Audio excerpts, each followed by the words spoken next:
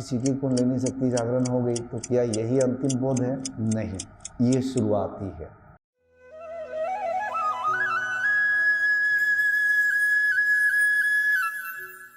हम इस बात को समझ लेते हैं कि कुंडलिनी जागरण के बाद फिर क्या जर्नी है? अंतिम जो है सेल्फ रियलाइजेशन है। हिंदी में इसे आत्म साक्षात्कार कहते हैं, लेकिन गलती से लोगों ने इसे आत्म साक्षात्कार नाम दे दिया।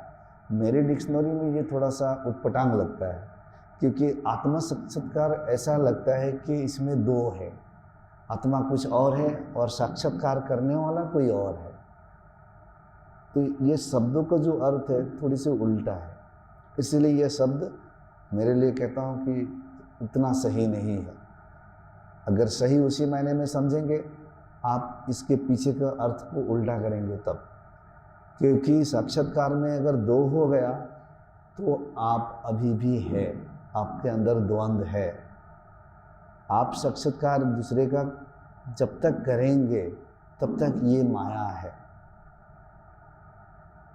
देखिए, जब हम कहते हैं ब्रह्म,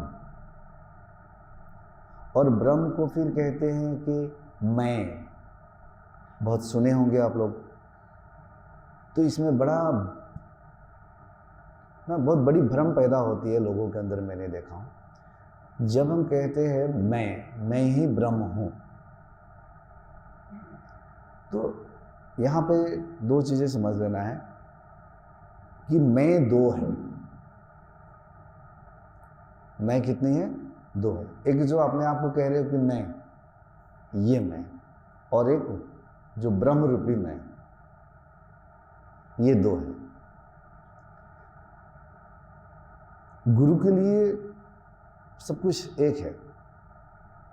जो भी इस यात्रा में अभी भी चल रहे हैं उसके लिए दो। अब एक झूठा मैं है, एक सच्चा मैं है। अब झूठा मैं को और सच्चा मैं का फर्क कैसे निकालेंगे, ये बता दे रहा हूं मैं आपको। झूठा मैं आपके विचारों में होगा कि मैं ब्रह्म हूं, अहम ब्रह्मास्मि। ये कौन सा है? झूठा मैं है।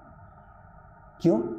जिस मैं को आप इस देह में महसूस कर रहे हैं, जिस मैं को आप चिंतन मनन में ला सकते हैं, जिस मैं के बारे में आप विचार कर सकते हैं, जिस मैं के बारे में आप कल्पना कर सकते हैं, जिस मैं को आप महसूस कर रहे हैं अपने शरीर के अंदर, ये झूठा मैं है। अगर मैं ब्रह्म हूँ, इसको देह में महसूस कर रहे हैं, तो ये कौन सा मैं है? झूठा मैं। विचारों में मैं ब्रह्म हूँ, ये भी कौन सा मैं है? झूठा मैं है। कल्पनाओं में यही ब्रह्म है, झूठा मैं है। कोई प्रकाश दिख गया, झूठा मैं है। कोई ब्रह्म दिख गया, झूठा मैं है। क्योंकि शब्द, रूप, गंध, स्वाद, स्पर्श, इन पांचों में अगर कुछ भी अनुभूति होती है तो यह मैं झूठा मैं है। अब रही बात असली सच्चा मैं। सच्चा मैं वो शब्द विचारों से परे है, उसको आप कभी भी अनुभव नहीं कर पाएंगे, क्योंकि वो अनुभूतियों से परे है, विचारों से परे है। वो इतना छोटा नहीं है कि आप उसे अनुभव कर पाएंगे। ये शब्दों में कहा जाता है हम अनुभव कर पाएंगे। देखिए, सब्जेक्ट एंड ऑब्जेक्ट, ये बार बार सुनते होंगे आप लोग।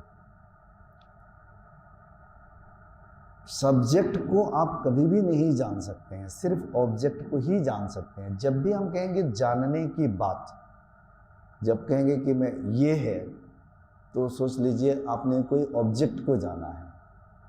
ये नहीं है, यह है, नहीं, यह भी नहीं है। जब तक कहेंगे कि यह है, यह है, यह नहीं है, तब तक यह नहीं है। जब तक आपको पकड़ में आ जाए कोई चीज, तब तक वह नहीं है, क्योंकि वह पकड़ से परे है और आप उसको पकड़ने के लिए कोशिश कर रहे हैं, तो वह पकड़ में कभी आ ही नहीं सकता है। ना ही कल्पनाओं में, ना ही विचारों में, ना ही फीलिंग्स एंड इमोशंस के पकड़ में। तो इसीलिए कह दिया ना कि नेति नेति करके, ना ये है ना ये है ना ये है ना ये है, ये भी नहीं ये भी नहीं, जब तक कहेंगे कि ये है, जब तक आपको लग रहा है कि यही आत्मा है, यही ब्रह्म है, तो वो नहीं है। तो हम सब्जेक्ट को कभी नहीं जान सकते हैं। जब भी जानने की प्रक्रिया आती है तो हम ऑब्जेक्ट को ही जानते हैं। अब जो जानने वाला है वो स्वयं सब्जेक्ट है, और जानने वाला, बोध करने वाला, वो स्वयं जो है सब्जेक्ट है, और वो किसी और को जानना चाहता है, और वो स्वयं को नहीं जानेगा। कहते हैं खुद को जानो, बट वास्तविकता है जब अंदर जाएंगे तो स्वयं को जानेंगे। जब भी जानने की बात आ गई तो उसमें दो हो जाएंगे, फिर किसी और को जान लेंगे, उसी माया के द्वैत के किसी रूप को आप पकड़ लेंगे, फिर तो स्वयं को नहीं जाना जा सकता है। जब भी जानेंगे तो कोई ऑब्जेक्ट को ही जानेंगे, और जैसे ऑब्जेक्ट को जाना तो ये माया का ही रूप है, सब्जेक्ट को नहीं जान सकते हैं। तो जो स्वयं है ये शब्द, विचार, कल्पना, फीलिंग्स, इमोशंस यानी कि भावनाओं से परे है, इसको आप ऐसे कभी नहीं पकड़ सकते हैं। ये बात याद रखना है। लोग कहते हैं ईश्वर को महसूस करते हैं, कुछ नहीं, महसूस नहीं है, ये आपका फीलिंग्स और इमोशन से भावनाएं हैं। अब रही बात ईश्वर कहाँ है, ईश्वर तो जिस घर को छोड़ के आए हैं और जहाँ बैठे हैं, कुछ लोग सोचते हैं क्या तुम्हारे भीतर है, तुमको लगता है मेरे भीतर में ईश्वर को लेके कैरी कर रहा हूँ, पैदल जहाँ चल रहा हूँ तो मेरे भीतर भीतर भी ईश्वर चल रहे हैं, मेरे भीतर बैठे। ईश्वर तो आप जिस घर को छोड़ के आए हैं और यहाँ आए, यह हर जगह सर्वव्यापक है।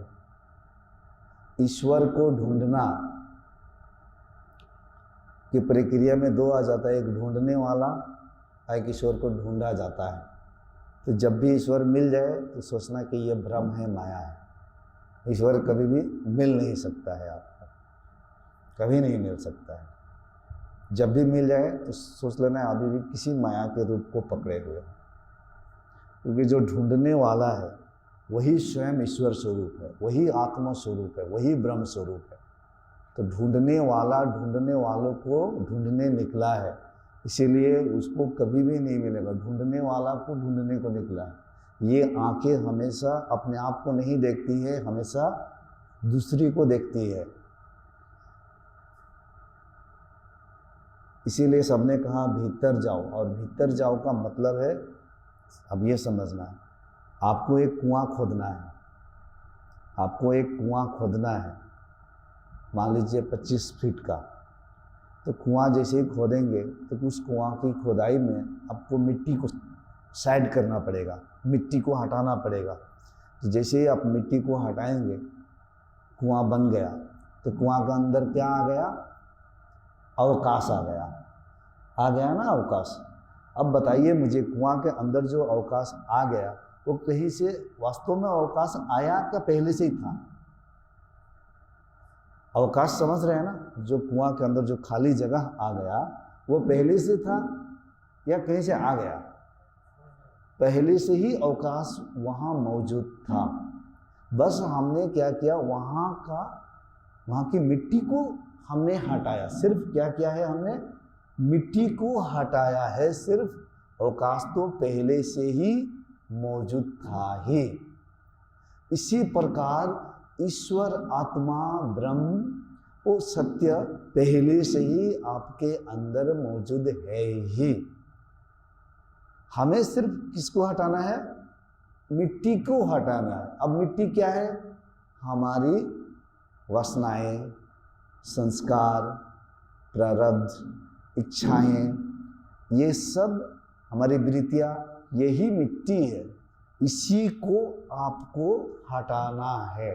इसको हटाने में, इस खुदाई में, इस मिट्टी को हटाने में जन्मों जन्मांतर लग जाता है, वर्षों वर्षों लग जाता है। जैसे मिट्टी हट जाता है तो अनंत, असीम, अखंड वह अवकाश, कुछ लोग उसको शून्य कहते हैं, महाशून्य कहते हैं, शिवा कहते हैं, ईश्वर कहते हैं, परमात्मा कहते हैं, विश्वेश्वर कहते हैं, नाम कुछ भी शब्दों से पुकारिए, ये आपकी अपनी भाव है, लेकिन वो पहले से ही है। हमें उसकी मिट्टी को ही हटाना है।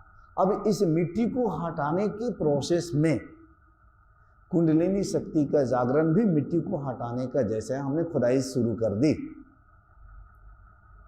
कहा जाता है कि बिना गुरु कृपा से कभी आपको मोक्ष नहीं मिल सकती।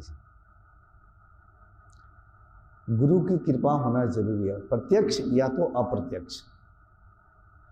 अप्रत्यक्ष आपने कभी सत्संग में चला गया, गुरु ने दृष्टि दे दी, संकल्प अपना डाल दिया आपके अंदर, अब उस गुरु को भूल गया, लेकिन वो संकल्प आपके अंदर काम करने लग गया।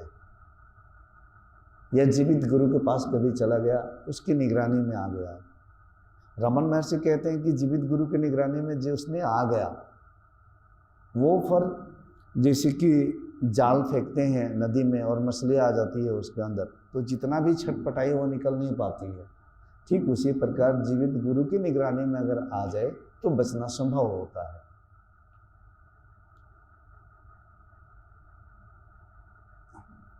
एक होता है अप्रत्यक्ष रूप से किसी गुरु की दृष्टि मिल गई, कोई आपके आगे पीछे जीवित गुरु नहीं है, फिर भी ये पूरे अस्तित्व आपका साथ दे रहा है, लेकिन है कहीं से न कहीं से गुरु कृपा। इसमें और एक बात आती है, क्या शास्त्र, सत्संग,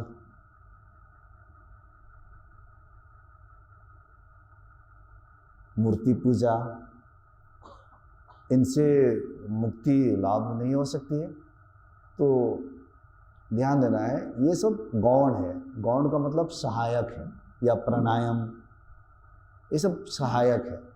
क्या सहायक है? इससे मिट्टी की खुदाई की जा रही है, एक सहायक है।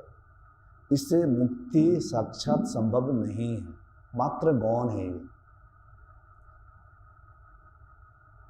मुक्ति तो गुरु कृपा कहीं से भी बरसे, किसी रूप में भी बरसे, गुरु से कभी मिलन हुई या ना हो, तभी भी जिस भाव से, श्रद्धा भक्ति से, दूर से ही अपने हृदय में, जैसे मैंने कहा गुरु आपके भीतर है, कभी कभी देहधारी आत्मा रूपी गुरु बाहर कभी कभी प्रकट होता है आपको भीतर जाने के लिए। जिसकी श्रद्धा भक्ति समर्पण असीम होता है, उसको ईश्वर स्वयं शब्दों में कहा जा रहा है कि दर्शन देता है। यानी मिट्टी की खुदाई तुरंत होने लगती है और वह अवकाश विराट रूपी निर्लिप्त विशुद्ध,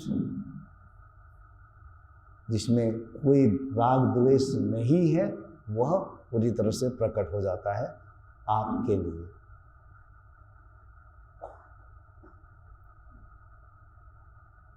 तो यह सब एक प्रक्रिया है, एक सहायक है, एक गौण है।